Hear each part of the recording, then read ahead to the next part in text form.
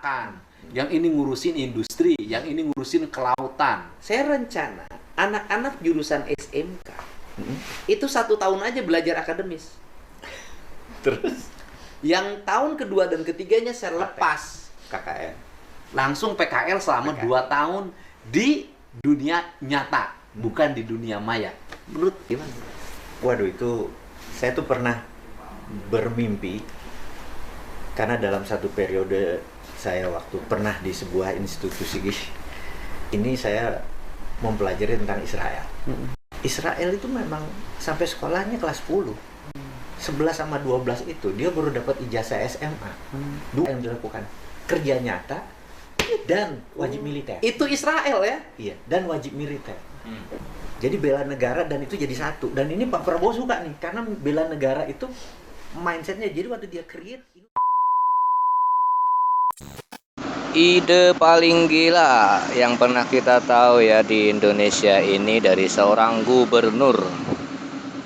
Kenapa saya kasih judul ide paling gila dalam tanda kutip teman-teman ya. Gila karena kebaikan tentunya ya dari Kang Deddy Mulyadi dalam sebuah podcastnya. Teman-teman kita bisa mengikuti videonya ya. Langsung aja tidak berlama-lama. Dan apa yang bisa kita saingi? Misalnya kita harus bersaing dengan industri yang ada di Vietnam.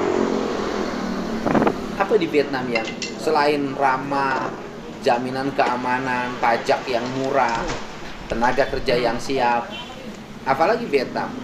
nggak punya itu aja. Itu aja. Itu aja. Jadi sebenarnya kita semua competitive advantage-nya Vietnam kita punya. Tinggal satu, begitu kita hilangin ormas dengan pengakuan ormas dan oknum-oknum tadi, jadi tentram, itunya hati itu tentram aja gitu. Iya kan, orang pengen kenyamanan. Kelas menengah hidup itu kan pengen kenyamanan. Itu aja. Lagi makan aja nggak boleh diganggu. Itu. Lagi tidur aja nggak boleh berisik. Cuman itu aja. Mau itu AC-nya nggak terlalu dingin juga nggak apa-apa gitu. Tapi dia perlu keamanan. Jadi Nah, dari sisi strategi, kemudian tawaran pada publik, apa sih dibanding kelemahan-kelemahan kita yang orang tetap bertahan di Indonesia berinvestasi? kalau manufaktur itu mendekatkan ke bahan baku. Oh, Itulah Indonesia sampai kapanpun tetap jadi darling. Karena kalau sumbernya di sini sebenarnya enaknya di sini pabriknya gitu. Nah itu keunggulan kita. jadi kita ini kalau bikin pabrik mobil Indonesia, bahan baku nikel Indonesia. Pabrik motor Indonesia, nikelnya Indonesia. Pabrik HP Indonesia. Jadi seluruh bahan baku dunia digital dan dunia otomotif intinya di nikel. Kita punya nikelnya. Udah nomor 1 udah 7. Tanpa nikel kita Luar dunia biasa, tidak bro, bisa ya. berputar. Selamat buat warga Jawa Barat. Ini yang disebut dengan hilirisasi itu. Betul. Karena mendekati bahan baku dan nggak bisa. Jadi mereka begitu ini aman, mereka balik lagi. Mereka nggak akan pernah bisa. Kita bisa dong urus nikel dari tambang nikel sampai menjadi produk jadi Bisa. kan, kemudian menjadi bahan industri handphone, industri otomotif di Indonesia semuanya. Bisa. Nggak akan ada yang nganggur dong kalau gitu. Harusnya nggak ada nganggur. Jadi misalnya perusahaan yang paling besar di dunia saat ini baterai adalah CTR gitu ya di Cina. Bahan bakunya kan dari kita. Kalau dia, di sini sudah aman, pindah dia. Oh, berarti gagasan saya hari ini kan saya mau memberikan beasiswa D3 dan S1. Saya ingin fokus pada engineer. Bener nggak? Saya banyakin sarjana-sarjana ahli otomotif, ahli listrik, Mobil AI. saya banyakin Mantap. begitu, dan anak-anak muda Jawa Barat misalnya sekolahin di situ. Betul. Jadi kalau industri ini tumbuh, mereka menjadi kelas menengahnya, penggerak sektor. Benar. Nah, kita tuh miris. Saya dalam periode saya 6-7 tahun berada di negeri seberang belajar, terutama di Amerika.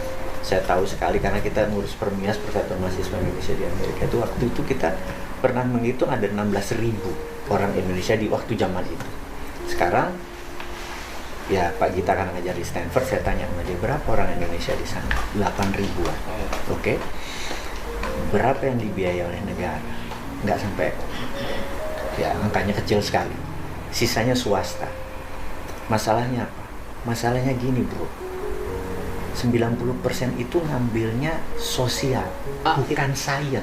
Betul gitu. Jadi ngambilnya bukan jelek ilmunya kayak manajemen gitu ya, bukan skill yang engineer, biologi atau ini, bukan yang kayak gitu. Logikanya sederhana Pak.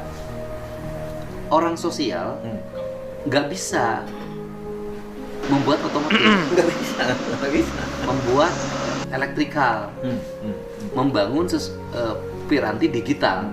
Tapi orang digital, orang matematika, orang fisika bisa jadi politisi. Bisa. Ya kan, lulusan IPS misalnya nggak bisa jadi dokter, Bener. tapi dokter bisa mengerjakan pindah pekerjaan ke IPS. Bener. Nah, Tapi bukan merendahkan jurusan sosial, bukan. cuman pada saat ini ilmu itu entah bagaimana bisa kita pelajari lewat buku. Tetapi ilmu yang benar-benar ilmu yang tadi seperti engineer, coding, scientist gitu segala macam, ini yang harus dirangsang. Dan inilah yang kemarin itu apa, kabur aja apa sih? Oh, kabur aja. Kabur dulu ya. Kabur aja dulu. Itu sebenarnya dalam bahasa itu namanya brain drain. Brain drain itu brain, otak manusia Indonesia jadi kering karena orang pintar yang keluar. Oke. Itu disebut brain drain. Nah, kabur aja dulu sih problem utamanya apa sih? Menurut mereka kreativitasnya nggak teradop Di Indonesia itu? karena peraturan di Indonesia di pusat itu apa-apa harus ada aturannya dulu baru boleh. Jadi kalau belum ada aturan, Regulasi mengekang kreativitas. itu harusnya kalau sesuatu yang diserap kan sesuatu yang tidak ada sebelumnya, itu dijalankan dulu aja. Kalaupun nggak ada izin nggak apa-apa, tapi masuk ke namanya regulatory sandbox. Ya udah jalan aja dulu, jangan nggak ada aturannya. Ya nanti di Jawa Barat kita buat ruang bagi Namanya- warga Jabar untuk Yes, itu. berkreativitas. Kalau dia bisa berkreativitas di bidang apapun, maka pemerintah provinsi akan hadir untuk mengurus regulasinya. Betul. Bukan mereka yang harus ngurus, biar kami yang ngurus. Salaman dulu, itu cocok itu. Itu loh. Itu. Makanya jangan kabur aja. Kita memang kalau ngelihat bagaimana gaya atau ide-ide Kang Deddy Mulyadi yang kini menjadi Gubernur Jawa Barat ini, teman-temannya, seperti kita itu mempunyai harapan paling tidak itu kedepannya buat anak cucu kita. Seperti itulah sebetulnya yang harus diimplementasikan dari ide-ide sang pemimpin. Jadi jangan sampai ide-ide atau gagasan sebrilian seperti itu tidak terrealisasi, tidak ada implementasinya gitu teman-teman ya. Luar biasa. Paling tidak ke anak cucu kita ya, bisa 5 tahun atau 10 tahun ke depan sudah tercapai gagasan-gagasan ini ya.